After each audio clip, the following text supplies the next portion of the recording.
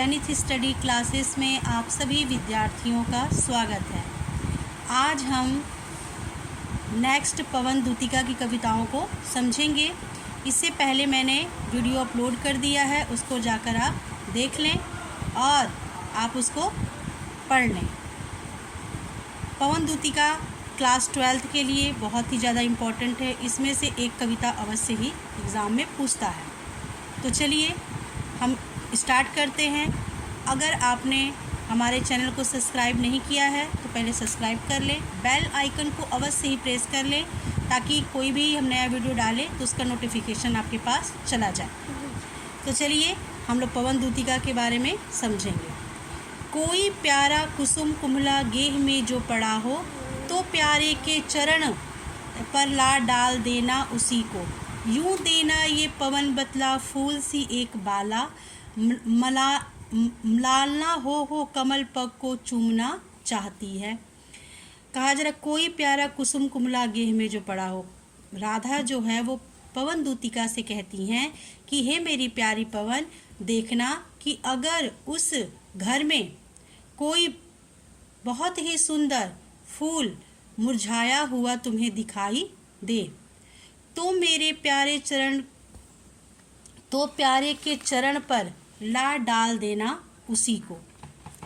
तो प्यारे के चरण पर ला डाल देना उसी को, तो मेरे प्यारे श्री कृष्ण के चरणों पर उसको लाकर डाल देना। यूं देना ये पवन बतला फूल सी एक बाला। इस प्रकार से हे मेरी प्यारी पवन, तुम उनको बतला पाओगी कि इसी प्रकार से फूल से दिखने वाली उनकी राधा म्लालना हो कमल पग को चूमना चाहती है। इसी प्रकार से मलिन होकर उनके पग को चूमना चाहती है। इसमें जो बताया जा रहा है, पवन दूतिका से राधा कहती हैं कि हे मेरी प्यारी पवन, अगर कोई घर में तुम्हें कोई फूल जो बहुत सुंदर दिखता है लेकिन वो मुरझा गया है, अगर तुम्हें दिखाई दे तो अपने हवा से मेरे प्यारे श्री कृष्ण के चरणों पर उसको लाकर डाल देना। इस प्रकार तुम उनको बतला पाओगी कि इस फूल के समान ही उनकी प्यारी राधा मुरझा सी गई है, मलिन हो गई है और उनके प्यारे कमल रूपी चरणों को चूमना चाहती है। तो यहाँ से यहाँ तक क्या है, इसका अर्थ इस प्रकार से आप लिखिएगा। तो एक बार और देखिए कि कोई प्यारा कुसुम कुमला गेह में जो पड़ा हो। हे मेरी प्यारी पवन, अगर कोई बहुत ही सुंदर फूल मुरझाया हुआ उस कच्छ में तुम्हें दिखाई देता है तो मेरे प्यारे श्री कृष्ण के चरणों पर लाकर उसको डाल देना।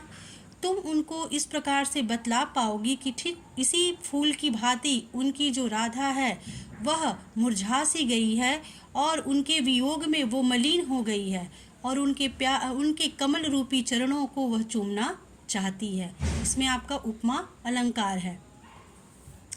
तो ये आप क्या बोलते हैं, इस प्रकार से इसका अर्थ लिखेंगे। देखिए, जो प्यारे मंजू पवन या वाटिका में खड़े हों, छिद्रों में जा क्वणित करना वेणु सा किंचकों को। यूं होवेगी सूरती उनको सर्व गोपांगना की, जो है वंशी श्रवण रुचि में दीर्घ उत्कंठा होती। इसमें क्या कह रही हैं पवन दूतिका से राधा जी कि जो प्यारे मंजू उपवन या वाटिका में खड़े हो, मेरे प्यारे श्री कृष्ण अगर बहुत ही सुंदर उद्यान में खड़े हुए तुम्हें दिखाई दे। प्यारे मतलब श्री कृष्ण के लिए प्रयोग हुआ है। छिद्रों में जा क्वणित करना वेणु सा किंचकों को, और देखना कि वहाँ कोई बांस का टुकड़ा है तो उसमें प्रवेश करके और उसको बांसुरी सा तुम उसको बजाना। यूं होवेगी सूरती उनको सर्व गोपांगना की। तो इस प्रकार से सूरती मतलब क्या होता है, याद। सूरती मतलब होता है याद। इस प्रकार से हम सभी गोपियों की उनको याद आ जाएगी किस प्रकार से जो है वंशी श्रवण रुचि में दीर्घ उत्कंठा होती है, किस प्रकार से वो इसी प्रकार से बांसुरी बजाया करते थे और सारी गोपियां उनकी बांसुरी को सुनने के लिए कितनी व्याकुल हुआ करती थी। इस प्रकार से वो क्या है, हमें याद कर पाएंगे। तो यहाँ से यहाँ तक आप इसको अर्थ को लिखिएगा। तो देखिए, जो प्यारे मंजू उपवन या वाटिका में खड़े हों, हे मेरी प्यारी पवन, अगर मेरे प्यारे श्री कृष्ण बहुत ही सुंदर उद्यान में खड़े तुम्हें दिखाई दे तो देखना कि क्या कोई बांस का टुकड़ा वहाँ तुम्हें दिखाई दे रहा है, तो उसमें तुम प्रवेश करके और बांसुरी सा तुम बजाना। वेणु सा किंचुको को, वेणु मतलब होता है बांसुरी। यूं होवेगी सूरती उनको सर्व गोपांगना की, सूरती मतलब होता है याद करना। तो इस प्रकार से उनको हम सभी गोपियों की याद आ जाएगी कि किस प्रकार से वह बांसुरी बजाया करते थे और उनकी बांसुरी को सुनने के लिए हम कितनी व्याकुल हुआ करती थी और दौड़ी दौड़ी वहाँ पर चली आती थी। तो यह राधा जी जो है वह पवन दूतिका से अपनी मन की बात कह रही है। आगे देखेंगे।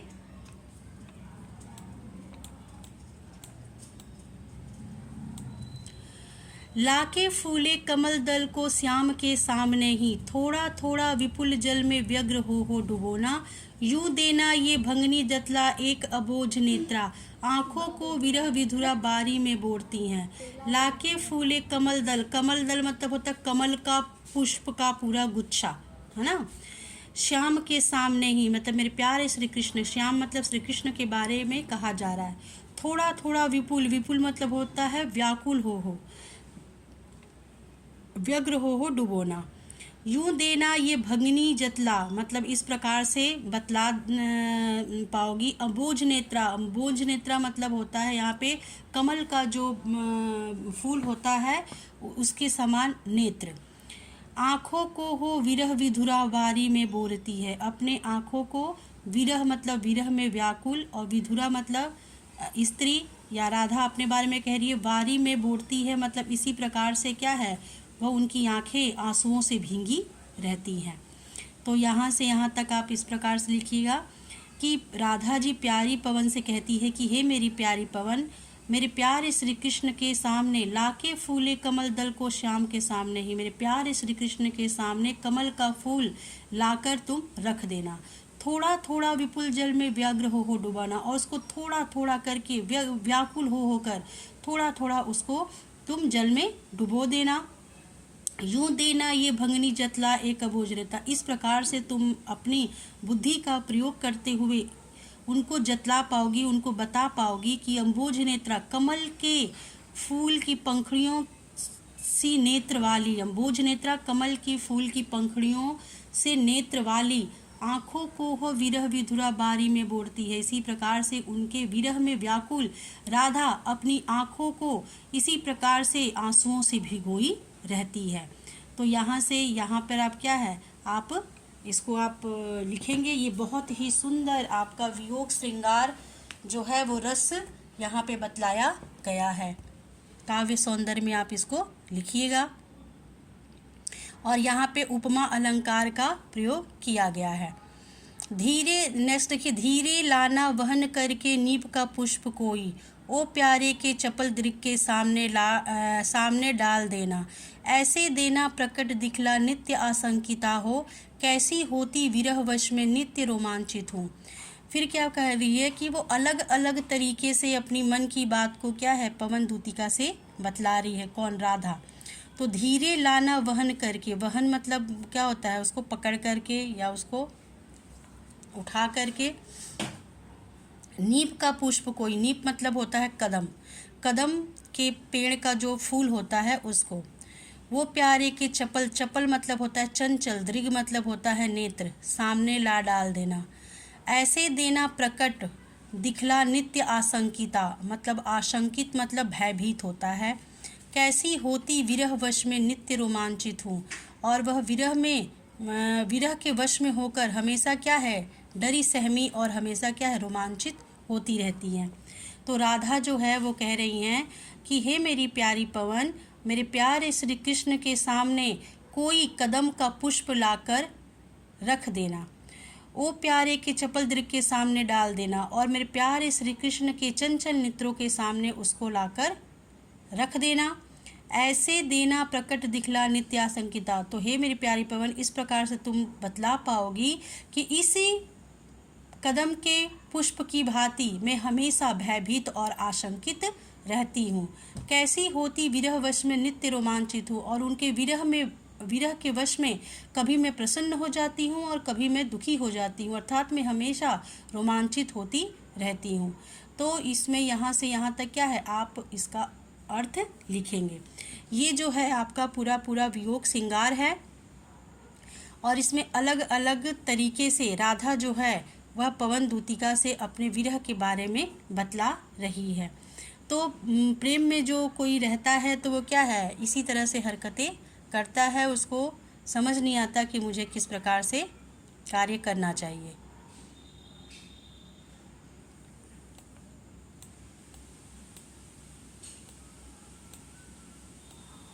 चलिए ये देखेंगे हम, आपको सही से साफ साफ दिखाई दे रहा है। चलो, तो बैठे नीचे जिस विटप के श्याम होवे उसी का। अच्छा, मैं एक ही वीडियो में सारा डाल देती, लेकिन आप लोग लॉन्ग वीडियो क्या देखते हैं और बोलते हैं अरे बाप रे 20 मिनट आधा घंटा, तो क्या है बोलते इतना कौन देखेगा, इसलिए मुझे थोड़ा थोड़ा क्या है डालना पड़ रहा है कम कम समय के लिए। मैं बहुत ज़्यादा फास्ट भी क्या है पढ़ा रही हूँ। तो चलिए देखते हैं। अगर आपको अच्छे से समझना है तो बाबू टाइम तो देना ही पड़ेगा, है ना। आप किसी चीज़ को अगर इंटरेस्ट लेके पढ़ेंगे, अगर उसको आपको लगेगा कि नहीं ये मेरे लिए बहुत इंपॉर्टेंट है, तो आपको इंटरेस्टेड लगेगा। अगर ये आप लगेगा कि ये क्या पढ़ना है, तो आपको क्या है, आपको बिल्कुल भी बोरिंग लगेगी वीडियो। लेकिन आप इसको अपने लिए यूज़फुल समझेंगे तो ही इंटरेस्टिंग लगेगा, और तो ही क्या है आप इसको अच्छे से ध्यान से देख पाएंगे। नंबर, अगर आप ये सोचते हैं कि चलो 7 नंबर का क्या कविता आएगी, 7 नंबर का आपका गद्य से आएगा, है ना, 2 नंबर का रस आएगा, 2 नंबर का अलंकार आएगा, ऐसे करते करते अगर आप छोड़ते चले जाएंगे तो आपको 0 नंबर मिलेगा। ठीक, अगर एक एक नंबर की वैल्यू आप समझेंगे और सारा आप चैप्टर तैयार कर लेंगे, जो भी टॉपिक है आपको आता है तो आप सब तैयार कर लेंगे, तो एक एक ही नंबर करके आपको कब 99 नंबर मिल जाएगा आपको पता नहीं चलेगा। तो आप हर टॉपिक को सिलेबस रिलेटेड आप पढ़कर जाएं और अच्छे से अच्छा नंबर गेन करें। चलिए देखते हैं। बैठे नीचे जिस विटप के श्याम होवे उसी का, कोई पत्ता निकट उसके नेत्र के ले हिलाना, यूं प्यारे को विदित करना चातुरी से दिखाना, मेरी चिंता विजित चित्त का क्लांत हो कांप जाना। यहाँ पे क्या कह रही है कि बैठे नीचे जिस विटप के श्याम हो उसी का। तो विटप मतलब क्या होता है, वृक्ष। अगर मेरे प्यारे श्री कृष्ण कोई भी वृक्ष के नीचे अगर तुम्हें बैठे हुए दिखाई दे, कोई पत्ता निकट उनके नेत्र के ले हिलाना, तो कोई भी पत्ता उस वृक्ष का ले लेना और मेरे प्यारे श्री कृष्ण के नेत्र के पास ले जाकर हिला देना। यूं प्यारे को विदित करना चातुरी से दिखाना, और अपनी चतुराई से अपनी बुद्धि का प्रयोग करते हुए उनको ये बतला पाओगी कि मेरी चिंता विजित चित्त का क्लांत हो कांप जाना। ठीक इसी प्रकार से इस पत्ते की भांति मेरा जो हृदय है वो उनके वियोग में हमेशा आशंकित और दुखी और हमेशा चिंतित रहता है, और उनके वियोग में हमेशा ही क्या है, कांपते रहता है। तो ये भयभीत रहता है। यहाँ पे पूरा क्या है बताया, चिंता विजित चित्त का। चित्त मतलब होता है हृदय, चिंता क्या है हृदय में ही होती है, ठीक है, दिमाग में तो चिंता होती नहीं है। विजित मतलब बतला देना, कांप जाना मतलब हृदय के कांप जाने के लिए क्या है बताया जा रहा है। तो यहाँ से यहाँ तक आप क्या है मतलब अर्थ को इस प्रकार से लिखिएगा। तो यहाँ से बैठे नीचे जिस विटप के श्याम हो उसी का, हे मेरी प्यारी पवन, अगर मेरे प्यारे श्री कृष्ण कोई वृक्ष के नीचे बैठे हुए तुम्हें दिखाई दे तो उसी वृक्ष का पत्ता ले जाकर मेरे प्यारे श्री कृष्ण के आँखों के सामने इस प्रकार से हिलाना, और अपने चतुराई से अपनी बुद्धि का प्रयोग करते हुए तुम उनको बतला पाओगी कि ठीक इसी पत्ते की भांति मेरा जो हृदय है हमेशा उनके वियोग में चिंतित रहता है और डर के मारे कांपते रहता है कि मेरे प्यारे श्री कृष्ण कभी मुझसे आकर मिलेंगे या नहीं। तो आपको मेरा ये प्रयास कैसा लगा? अगर अच्छा लगा तो इसको लाइक कीजिए, कमेंट कीजिए और अधिक से अधिक शेयर कीजिए। अगर आपने इस चैनल को सब्सक्राइब नहीं किया है तो सब्सक्राइब कर लीजिए। इस चैनल पे आपको बहुत ही ज्ञान भरी बातें आपको मिलती चली जाएंगी। ये कारवां अभी प्रारंभ हुआ है और इसका अंत बहुत ही अच्छा होगा। तो चलिए इस कारवां में आप अपना सहयोग दीजिए। जय हिंद, जय भारत।